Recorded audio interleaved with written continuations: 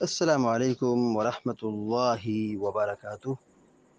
الحمد لله رب العالمين والعاقبة للمتقين، والصلاة والسلام على أشرف الأنبياء والمرسلين نبينا محمد وعلى آله وصحبه أجمعين ومن تبعهم بإحسان إلى يوم الدين، أما بعد. فقال الله عز وجل: أعوذ بالله من الشيطان الرجيم. هل ينظرون إلا أن يأتيهم الله في ظلل من الغمام والملائكة وقضي الأمر وإلى الله ترجع الأمور.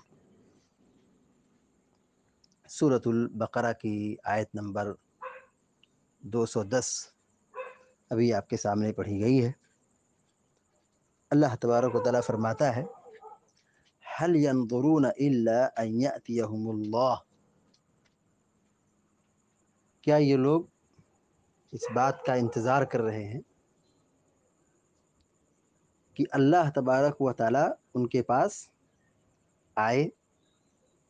فی ظلل من الغمام،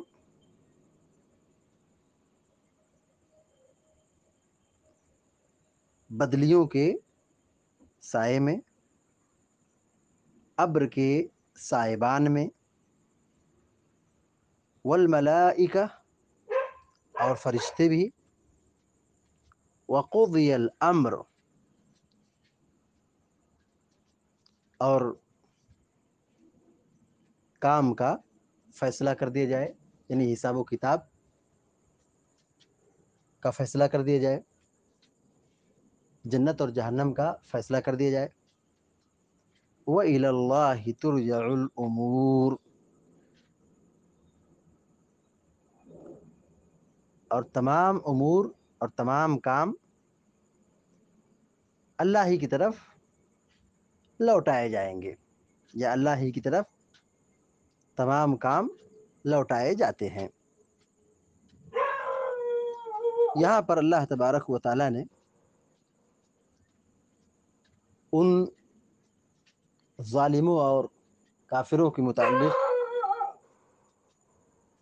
بیان فرمایا ہے جو لوگ شیطان کی پیروی کرتے ہیں، راہ حق سے بھٹکے ہوئے ہیں، اور پھر انہیں جب حق بات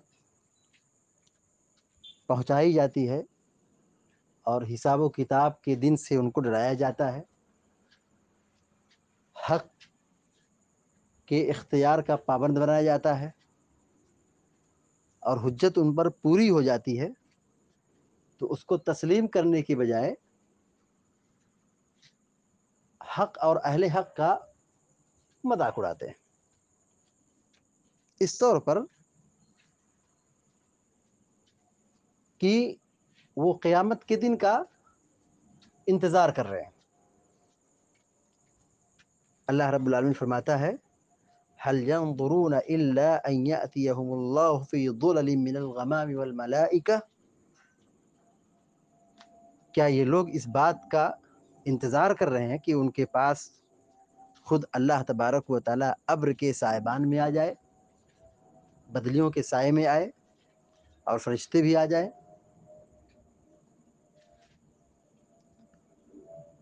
اس آیت کے مفہوم کے سلسلے میں مفسرین کا یہ کہنا ہے کہ اس سے مراد قیامت کا منظر ہے، یا پھر اللہ تبارک و تعالیٰ فرشتوں کے جلوے میں اور بادلوں کے سائے میں ان کے سامنے آ جائے اور فیصلہ چکائے، پھر یہ لوگ ایمان لائیں گے۔ یعنی عذاب اپنی نگاہوں سے یہ دیکھ لیں، پھر یہ حق کو حق مان لیں گے۔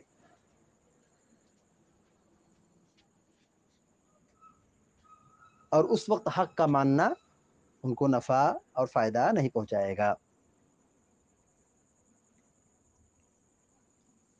حافظ ابن کثیر رحمۃ اللہ علیہ اس آیت کی تفسیر میں لکھتے ہیں کہ یقول تعالی محددا للکافرین، بمحمد صلوات اللہ وسلامہ علیہ، کہ یہاں پر اللہ تبارک و تعالیٰ کافروں کو پھٹکار رہا ہے محمد صلی اللہ علیہ وسلم کی زبان کے ذریعے سے، کہ وہ پڑھ کر کے یہ آیت ان کو سمجھا دیں، هل ينظرون إلا أن يأتيهم الله في ظلل من الغمام والملائكة، يعني يوم القيامة، يعني يوم القيامة لفصل القضاء بين الأولين والآخرين، فيجزي كل عامل بعمله، إن خيرا فخير وإن شرا فشر، ولهذا قال وقضي الأمر وإلى الله ترجع الأمور۔ حافظ ابن کثیر رحمۃ اللہ علیہ کہتے ہیں کہ یہاں پر اللہ تبارک و تعالیٰ کافروں کو پھٹکار رہا ہے کہ وہ انتظار کر رہے ہیں کہ اللہ تعالیٰ ان کے پاس آ جائے اور فرشتے آ جائیں۔ تو یہ کب ہے، کیا مراد ہے؟ کہتے ہیں قیامت کے دن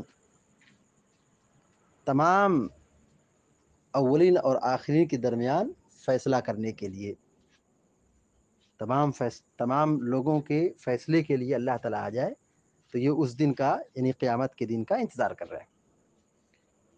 تو اللہ تبارک و تعالیٰ اس دن ہر کام کرنے والے کو اس کا بدلہ دے گا، اگر اس نے خیر کیا ہے تو خیر کا بدلہ ملے گا، اور اگر اس نے شر کا کام کیا ہے برا کام کیا ہے، گناہ کام کیا ہے، تو وہ اس کا بدلہ شر ہوگا، عذاب کی شکل میں ملے گا۔ اسی لیے اللہ تعالیٰ نے اس کے آگے فرمایا وقضی الامر، وقضی الامر، کام انتہا تک پہنچا، یعنی اس کا فیصلہ کر دیا گیا ہے۔ وَإِلَى اللَّهِ تُرْجَعُ الْأُمُورُ، اور تمام معاملات اللہ کی طرف لوٹائے جاتے ہیں۔ شیخ سعدی رحمۃ اللہ علیہ اس آیت کی تفسیر میں اخیر میں لکھتے ہیں وَهَذِهِ الْآيَةُ وَمَا أَشْبَهَهَا دلیل لمذهب أهل السنة والجماعة المثبتين للصفات الاختيارية كالاستواء والنزول والمجيء ونحو ذلك من الصفات التي أخبر بها تعالى عن نفسه أو أخبر بها عنه رسوله صلى الله عليه وسلم، فيثبتونها على وجه يليق بجلال الله وعظمته من غير تشبيه ولا تحريف، خلافا للمعطلة على اختلاف أنواعهم من الجهمية والمعتزلة والأشعرية ونحوهم ممن ينفي هذه الصفات۔ یعنی تفسیر بیان کرنے کے بعد آخر میں ایک نقطہ ذکر کرتے ہیں شیخ سعدی رحمۃ اللہ علیہ کہ یہ آیت اور اس مفہوم کی اور بہت ساری آیتیں ہیں جو اس بات کو واضح کرتی ہے کہ اہل السنہ والجماعہ کا جو موقف ہے کہ اللہ تبارک و تعالیٰ کی کچھ اختیاری صفات ہیں، تو یہ آیت اس کو ثابت کر رہی ہے، یعنی اللہ تعالیٰ کی کچھ اختیاری صفات ہیں، جیسے اللہ تعالیٰ کا مستوی ہونا، نزول فرمانا یا آنا، اور اس کے علاوہ بہت ساری صفات ہیں جس کو اللہ تعالیٰ نے اپنے بارے میں قرآن میں ذکر کیا ہے اور رسول صلی اللہ علیہ وسلم نے اس کو بیان فرمایا ہے۔ تو اہل السنہ والجماعہ اللہ تعالیٰ کی صفات کو من و ان تسلیم کرتے ہیں، جیسا کہ اللہ تعالیٰ کی عظمت اور اس کی جلال اور اس کی شایان شان ہے، اسی کے مطابق اس کو مانتے ہیں، نہ تو اس میں تحریف کرتے ہیں، نہ صفات کی تشبیہ بیان کرتے ہیں، نہ اس کا انکار کرتے ہیں، جیسے کہ معطلہ وغیرہ نے، یا جہمیہ اور معتزلہ اور اشعریہ، یہ سب گمراہ فرقے ہیں، یہ لوگ صفات کے باب میں گمراہ ہو گئے۔ کوئی صفات کا انکار کر رہا ہے، کوئی صفات کی تعویل کر رہا ہے، کوئی صفات کو کی تشبیہ بیان کر رہا ہے، اس کی کیفیت بیان کر رہا ہے، یہ ساری چیزیں اہل السنہ والجماعہ کے منہج کے خلاف ہے۔ اور اہل السنہ والجماعہ کا جو منہج ہے وہی قرآن و حدیث کا فرمان ہے۔ ایسا نہیں کہ اہل السنہ والجماعہ کا منہج کوئی ایک نیا منہج ہے جو انہوں نے اپنی طرف سے ایجاد کیا، ایسا نہیں۔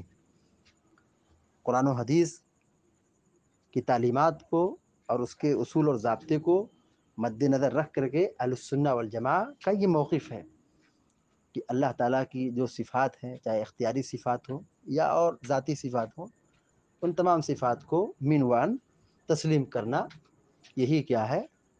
اللہ اور اس کے رسول کی مراد ہے۔ اس کے برعکس صفات کا انکار کرنا، یہ ساری چیزیں گمراہی ہیں، اور گمراہ لوگوں کا اور ہوا پرست لوگوں کا یہ طریقہ ہے۔ تو یہاں پر اللہ تعالیٰ کی ایک اختیاری صفت ہے آنا، ان یأتیہم اللہ فی ظلل، کہ اللہ تعالیٰ آئے۔ تو اللہ تعالیٰ نزول فرماتا ہے، اللہ تعالیٰ قیامت کے دن آئے گا اور بندوں سے حساب و کتاب لے گا۔ قیامت کے دن جو حساب و کتاب کا دن ہے، بدلے کا دن ہے، جزا اور فیصلے کا دن ہے، تو اس دن اللہ تبارک و تعالیٰ بندوں کے اعمال کا فیصلہ سنائے گا۔ خیر ہے تو خیر، شر ہے تو شر، بندے کا جیسا عمل ہوگا اسی کے مطابق اللہ تعالیٰ فیصلہ سنائے گا۔ اللہ تعالیٰ کی شان یہ ہے کہ وَإِلَى اللَّهِ تُرْجَعُ الْأُمُورُ، تمام معاملات اللہ ہی کی طرف لوٹائے جاتے ہیں۔ یعنی اللہ تعالیٰ ہر چیز کی پل پل کی خبر رکھتا ہے، اور کوئی چیز اس سے مخفی اور پوشیدہ نہیں ہے۔ جو بھی ہو رہا ہے کائنات میں، وہ سارے امور چاہے اچھے ہوں یا برے ہوں، سب اللہ ہی کی طرف لوٹائے جاتے ہیں، پہنچائے جاتے ہیں، اور اللہ تعالیٰ ان اعمال کا بدلہ قیامت کے دن دے گا۔ جو خیر کرنے والے ہیں ان کو خیر ملے گا، جو شر کرنے والے ہیں ان کو شر ملے گا۔ اللہ تعالیٰ انصاف کرنے والا ہے، مالک یوم الدین، وہ قیامت کے دن کا مالک ہے، تو انصاف کرے گا۔ تو ہماری اور آپ کی ذمہ داری بنتی ہے کہ ہم اللہ رب العالمین کی آیات کو اور اس کی تعلیمات کو اور اس کے احکام و فرامین کو پڑھیں، سنیں، جانیں، سیکھیں، اس کو تسلیم کریں۔ کافروں کی طرح وہ تعویل نہ کریں، انتظار نہ کریں، اور قیامت کے دن کا انتظار نہ کریں یا عذاب کا انتظار نہ کریں۔ عذاب آ گیا تو ایمان لانا بے سود ہو گیا، قیامت قائم ہو گئی، حساب و کتاب شروع ہو گیا، وہاں آ کر کے افسوس کرنا اور دنیا میں واپس آنے کی فکر کرنا، کوشش کرنا، تمنا کرنا، یہ فائدہ نہیں پہنچائے گا۔ اہل ایمان کو چاہیے کہ اللہ کے احکام کو اور اس کی تعلیمات کو اور اس کے فرامین کو بے نوعان تسلیم کریں۔ اللہ تعالیٰ سے دعا ہے کہ اللہ تعالیٰ ہم سب کو، آپ سب کو نیک عمل کی توفیق عطا فرمائے، آمین یا رب العالمین۔ وصلی اللہ علی نبینا محمد وسلم تسلیما کثیرا، والسلام علیکم ورحمۃ اللہ وبرکاتہ۔